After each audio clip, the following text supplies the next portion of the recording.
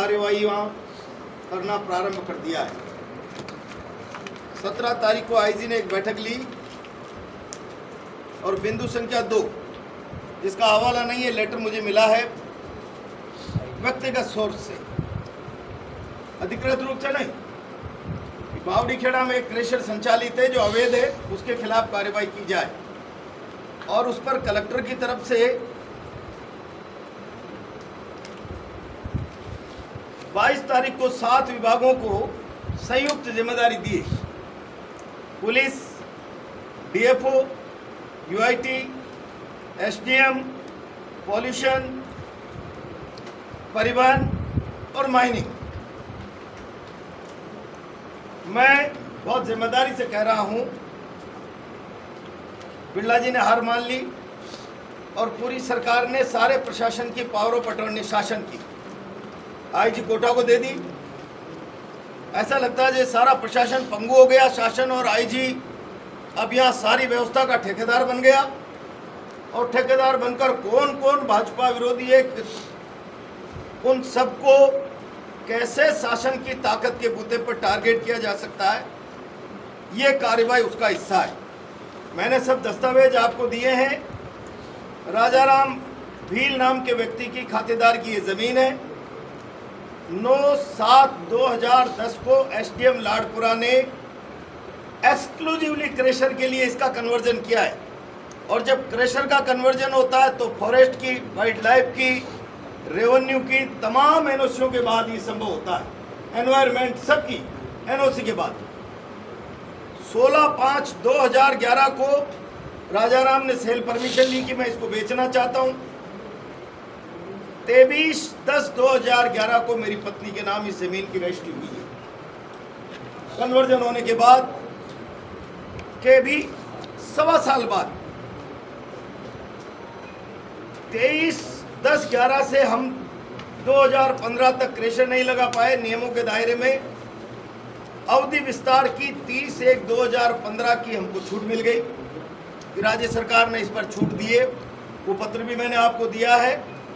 और 2016 से हम वहाँ क्रेशर ऑपरेट कर रहे हैं। कोरोना काल में कुछ समय बंद रहा और हमारे पास ऑपरेट टू कंसेंट 2016 से लेकर 2000 बीच में 30/6/2028 तक के एनवायरनमेंट की हमारे पास परमिशन है। इसके बाद हमको किसी भी महकमे की कोई परमिशन की आवश्यकता नहीं होती। जानबूझकर ये सरकार, ये आईजी जिसको मैंने कॉलेज चुनाव के अंदर टारगेट किया था, ये बिल्कुल एजेंट की तरह काम कर रहा है। और आज भी आईजी का वो चरित्र वफादारी निभाने का, देखिए मैं विरोधियों को पुलिस की, शासन की ताकत पर किस तरीके से नीचा दिखाने की हैसियत रखता हूँ। मैं बहुत स्पष्ट शब्दों में चेतावनी दे रहा हूँ, कोई गलत काम करेंगे उसका गंभीर परिणाम होगा। नियमों के दायरे में आप नापना चाहते हैं नाप लें, कोई इलीगल नहीं है। खातेदार से कन्वर्ट शुदा प्लॉट खरीदा है, एनवायरमेंट क्लियरेंस 2028 तक की है। एक एक काम, और चारों तरफ जो खातेदार हैं, मेरी ज़मीन सड़े हुए वहाँ 1 इंच ज़मीन भी न फॉरेस्ट न सिवाई चक, मेरे खेत के चारों तरफ खातेदार है क्रेशर के। मैं बहुत स्पष्ट शब्दों में कह रहा हूँ, मेरी क्रेशर को आप नाप लीजिए। 4 तारीख के बाद किस फैक्ट्री में कितने 100 बीघा जंगलात है। काली सिंध डीबरी, पीताम्बरा आवा, पलायता और आसपास गड़ेपान, मोती कुआं में कितनी अवैध क्रेशर चल रही है। मैं आर पार की लड़ाई लड़ूंगा, आर पार की लड़ाई। या तो मेरा अस्तित्व मिट जाएगा, खत्म हो जाएगा, या आईजी की दादागिरी चलेगी। आर पार की लड़ाई 4 तारीख के बाद लड़ूंगा। यह आईजी चाहता है कैसे भी उत्पात हो, मैं शांति से नाप लें। मेरी विनम्र प्रार्थना, आप सब लोग वहां रहे।